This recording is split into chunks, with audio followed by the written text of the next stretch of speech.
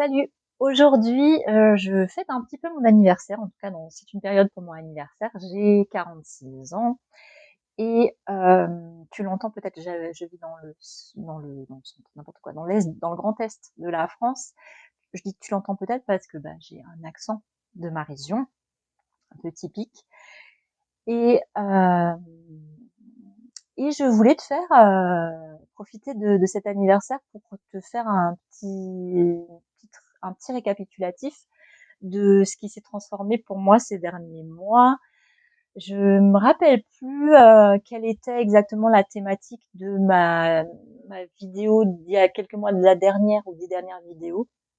En tout cas, je sais que ça fait longtemps que j'avais plus posté de vidéos et du coup, le plus simple pour moi, c'est de raconter un peu où j'en suis aujourd'hui, pour permettre à des gens qui potentiellement me suivaient avant de raccrocher les wagons et pour permettre aux gens qui arrivent à cet instant sur ma chaîne de voilà, de faire un peu connaissance. Donc je m'appelle Déborah, je vis donc dans le grand est de la France. J'ai plusieurs particularités, mais comme toi, hein, comme tout un chacun, tout le monde a plusieurs particularités. Les miennes que j'ai envie d'exposer, en tout cas celles qui me viennent là à l'instant, c'est que je suis maman de 3 enfants qui sont juste exceptionnellement formidables et extraordinaires. Et j'ai 2 filles, une fille qui a 18 ans bientôt, dans quelques semaines, une fille qui en aura 15 dans les prochains mois, un garçon qui en a 8.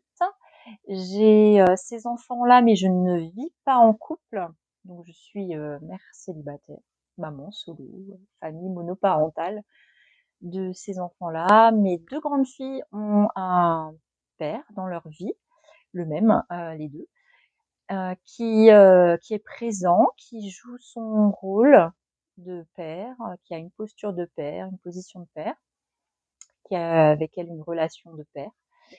Mon garçon, donc mon 3e enfant, n'a pas de père dans sa vie et du coup, il a moi comme parent.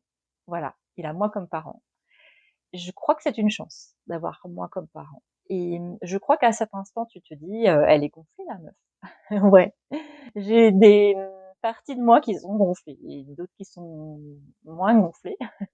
J'ai des plats dans certaines parties de ma vie, mais par rapport à ma relation de mère avec mes enfants, je nous trouve, eux et moi, très chanceux d'avoir cette, relation-là.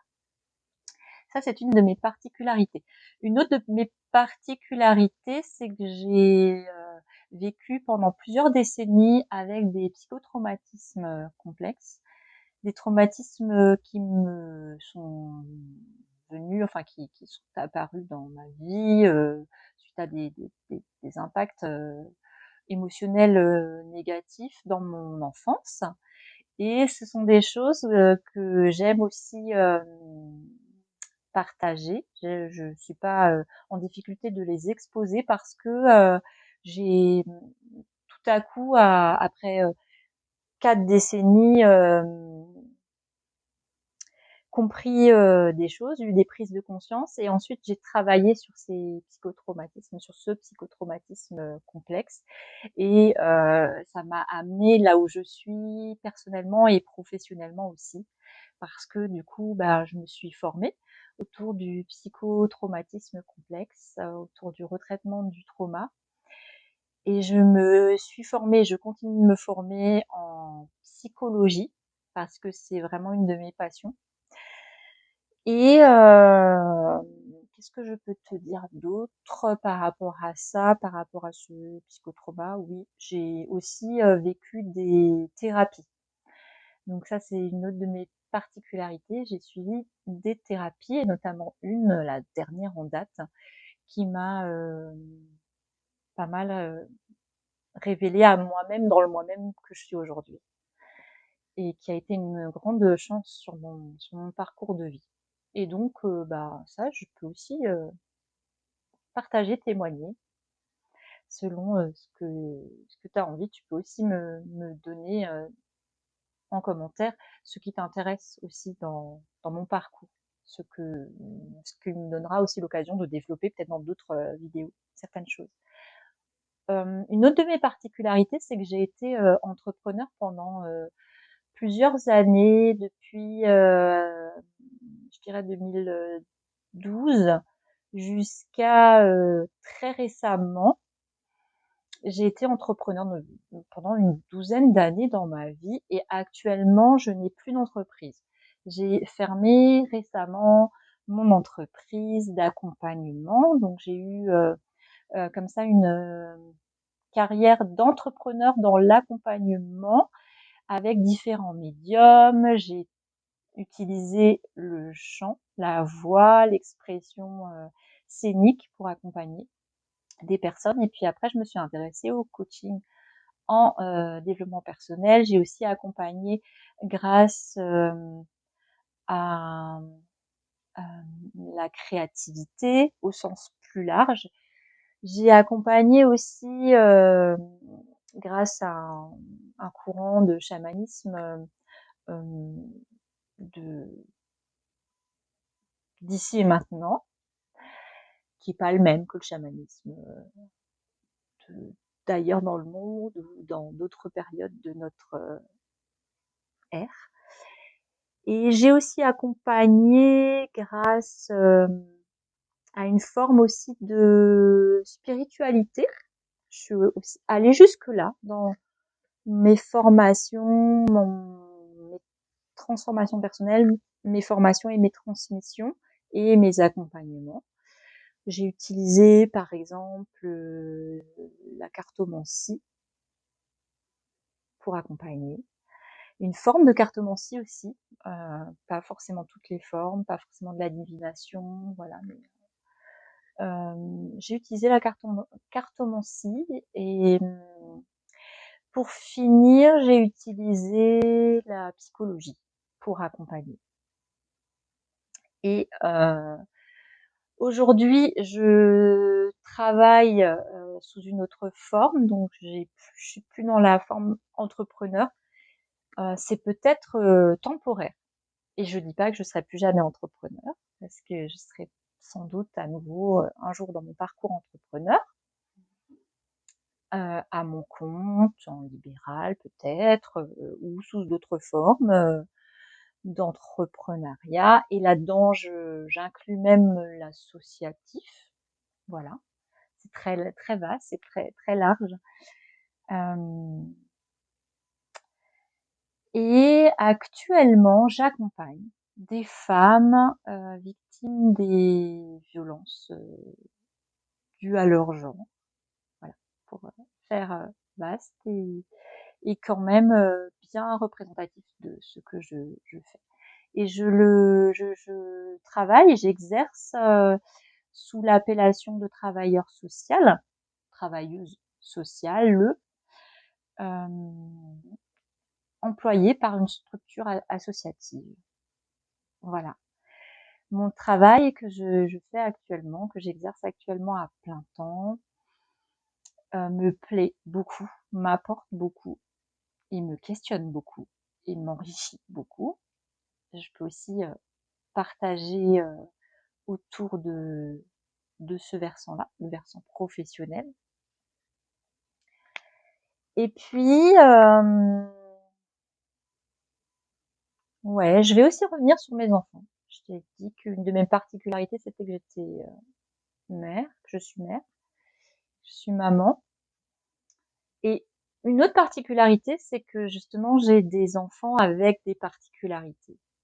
Donc, parfois, il m'est amené aussi, il m'est arrivé, et peut-être il m'arrivera encore, de témoigner, de partager autour de ces particularités-là, autour notamment peut-être d'une maladie auto-immune de ma fille, ou bien du haut potentiel intellectuel. Ça peut aussi être autour du traumatisme, voilà, psychologique. Bien que ça, j'en parle pas encore. Voilà, il y a une autre particularité d'un de mes enfants qui, pour l'instant, pour moi, c'est pas encore le moment de témoigner là-dessus et de partager là-dessus. Peut-être un jour ça viendra. j'ai encore du recul à prendre sur certaines choses. Voilà un petit peu mes particularités du moment. Ah non, j'en ai encore plein d'autres. J'ai écrit et j'écris. J'aime, ce médium-là, donc j'ai écrit, des choses que j'ai auto-éditées. Notamment, j'ai écrit un témoignage de vie sur, justement ma, position de mère célibataire, de famille monoparentale. C'est un livre qu'on peut retrouver sur la plateforme qui commence par A et qui finit par Zone, où il y a un mât au milieu. Voilà, je pense que j'ai donné pas mal d'indices. On peut retrouver ce témoignage de vie là, un peu rock'n'roll. Le titre c'est Je suis une maman solo extraordinaire. Il y a un autre témoignage de vie qui parle de mon deuil et de mon rapport justement au deuil et de ma relation avec la première femme de ma vie qui a été ma grand-mère. Et ça s'appelle Eau de vie et au-delà. Et ensuite, j'ai auto-édité aussi des carnets d'auto-coaching pour des couples. Il y a un carnet qui s'appelle,